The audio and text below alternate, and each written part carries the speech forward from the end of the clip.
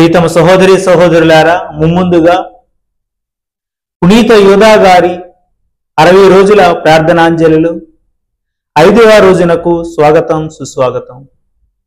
మనం 3వ రోజు 4వ రోజు ఒకసారి చూసుకున్నట్లయితే పూర్వ నిబంధనలో యోధా గారి పేరుకున్నటువంటి గొప్పతనాన్ని గురించి తెలుసుకున్నాం.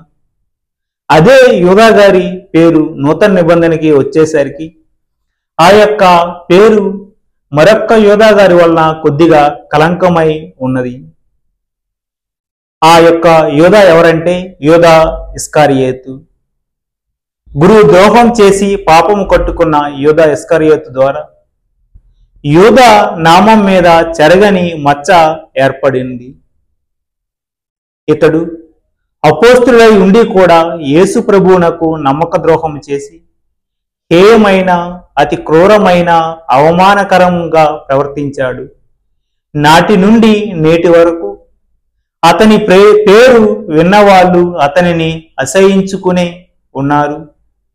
యోధా ఇస్కారియోతు ద్వారా యోధా అనే నామానికి అర్థమే మారిపోయింది. ఏ విధముగా అంటే మనం ముందుగా చెప్పుకున్న విధముగా పూర్వ నిబంధనలో యోధా పుట్టినప్పుడు లేయా చాలా సంతోషంతో దేవుణ్ణి స్తుతింపబడిన వాడు అనే విధముగా పేరు పెట్టుకున్నట్లయితే ఇక్కడికి వచ్చేసరికి యోధా అంటే ప్రభువును అప్పగించినటువంటి యోధా అని మనందరికీ తెలియజేస్తూ ఉంది.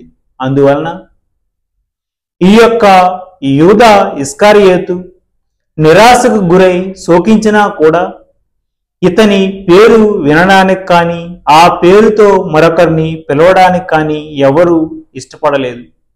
ఇద్దరూ కూడా యేసు ప్రభు వారి యొక్క శిష్యులే. లూకా సువార్తాకారుడు ఇద్దరు పేర్లను కూడా పక్కపక్కనే రాయడం జరిగింది. బహుశా ఇద్దరు కలిసే తిరిగేవాళ్ళేమో.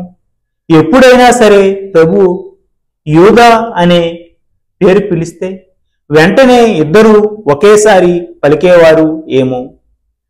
ప్రేమతో 12 శిష్యులను ఆదరించినటువంటి మెస్సయాను మోసగించి శత్రువులకు అప్పగించిన తరువాత ఇస్కారియోతు తాను చేసినటువంటి తప్పును తెలుసుకొని తన యొక్క జీవితంలో ఆఖరి క్షణాల్లో చాలా నిరాశకు గురి అవుతూ ఉన్నాడు.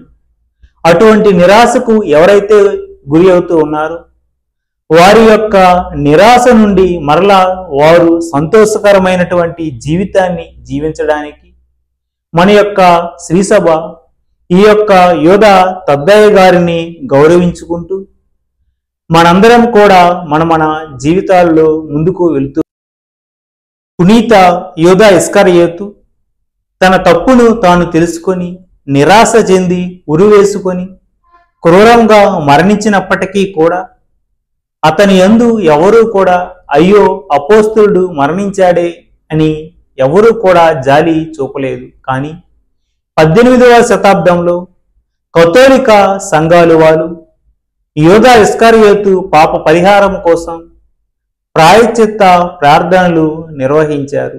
సో ఈ యొక్క వాక్యము ద్వారా పునీత యోధా తద్దయ్య గారు మిమ్మందరినీ ఆశీర్వదించునుగాక. ఆమేన్.